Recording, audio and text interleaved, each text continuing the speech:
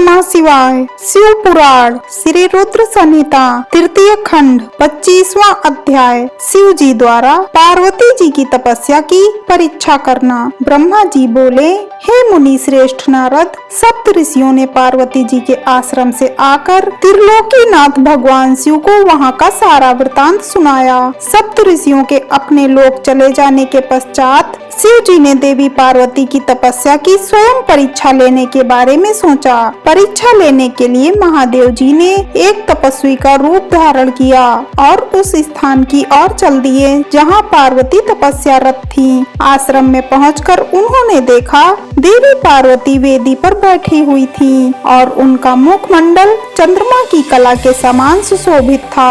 भगवान शिव ब्राह्मण देवता का रूप धारण करके उनके सम्मुख पहुँचे।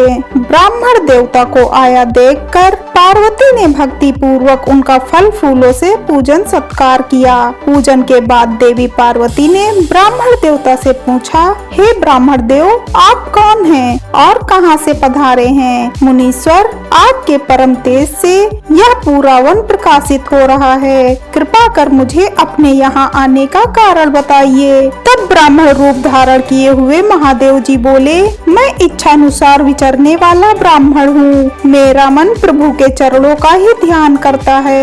मेरी बुद्धि सदैव उन्हीं का स्मरण करती है। मैं दूसरों को सुखी करके खुश होता हूँ। देवी, मैं एक तपस्वी हूँ, पर आप कौन हैं? आप किसकी पुत्री हैं और इस समय इस निर्जन वन में क्या कर रही हैं? हे देवी, आप इस दुर्लभ और कठिन तपस्या से किसे प्रसन्न करना चाहती हैं? तपस्या या तो ऋषि मुनि करते हैं या फिर भगवान के चरणों में ध्यान लगाना वृद्धों का काम है। भला इस तरुणावस्था में आप क्यों घर के ऐसो आराम को त्याग कर ब्रह्मचर्य का पालन करती हुई तपस्विनी का जीवन जी रही हैं? आप किस तपस्वी की धर्म पत्नी हैं और पति के समान तप कर रही हैं? हे देवी, अपने बारे में मुझे जानकारी दीजिए कि आपका क्या नाम है और आपके पिता का क्या नाम है। किस प्रकार आप तप के प्रति आसक्त हो गई? क्या आप वेद माता गायत्री हैं, लक्ष्मी हैं अथवा सरस्वती हैं? देवी पार्वती बोली, हे मुनि श्रेष्ठ, ना तो मैं वेद माता गायत्री हूँ, ना लक्ष्मी और ना सरस्वती हूँ। मैं गिरिराज हिमालय की पुत्री पार्वती हूँ। पूर्व जन्म में मैं प्रजापति दक्ष की पुत्री सती थी, परंतु मेरे पिता दक्ष द्वारा मेरे पति भगवान शिव का अपमान देखकर मैंने योगाग्नि द्वारा अपने शरीर को जलाकर भस्म कर दिया था। इस जन्म में भी प्रभु शिव शंकर की सेवा करने का मुझे अवसर मिला था।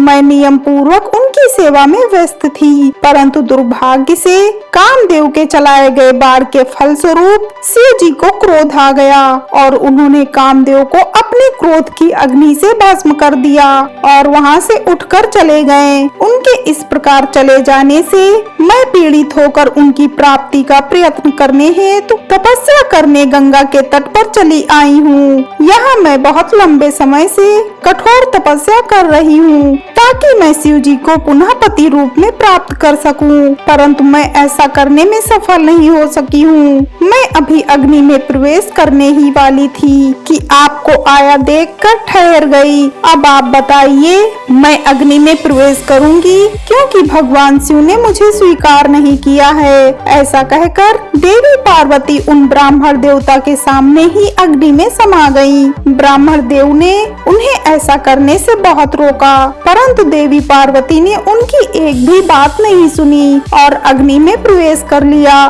परंतु देवी पार्वती की तपस्या के प्रभाव के फल स्वरूप वह धधकती हुई अग्नि एकदम ठंडी हो गई। सहसा पार्वती आकाश में ऊपर की ओर उठने लगी। तब ब्राह्मण रूप धारण किए हुए भगवान शिव हंसते हुए बोले, हे देवी, तुम्हारे शरीर पर अग्नि का कोई प्रभाव न पड़ना तुम्हारी तपस्या की सफलता का ही सूचक है, परंतु तुम्हारी मनोवांछित इच्छा का पूरा न होना तुम्हारी असफलता को दर्शाता है। अतः देवी, तुम मुझ ब्राह्मण से अपनी तपस्या के मनोरथ को बताओ। शिव जी के इस प्रकार पूछने पर उत्तम व्रत का पालन करने वाली देवी पार्वती ने अपनी सखी को उत्तर देने के लिए कहा। उनकी सखी बोली, हे साधु महाराज, मेरी सखी गिरिराज हिमालय की पुत्री पार्वती हैं। पार्वती का अभी तक विवाह नहीं हुआ है। ये भगवान शिव को ही पति रूप रूप में प्राप्त करना चाहती हैं। इसी के लिए वे 3000 वर्षों से कठोर तपस्या कर रही हैं। मेरी सखी पार्वती ब्रह्मा, विष्णु और देवराज इंद्र को छोड़कर पिनाकपाणी भगवान शंकर को ही पति रूप में प्राप्त करना चाहती हैं। इसीलिए ये मुनि नारद की आज्ञा अनुसार कठोर तपस्या कर रही हैं। देवी पार्वती की सखी की बातें सुनकर जटाधारी तपस्वी का वेश धारण किए हुए भगवान शिव हंसते हुए बोले, देवी आपकी सखी ने जो कुछ मुझे बताया है मुझे परिहास जैसा लगता है। यदि फिर भी यही सत्य है तो पार्वती आप स्वयं इस बात को स्वीकार करें और मुझसे इस बात को कहें। हर हर महादेव।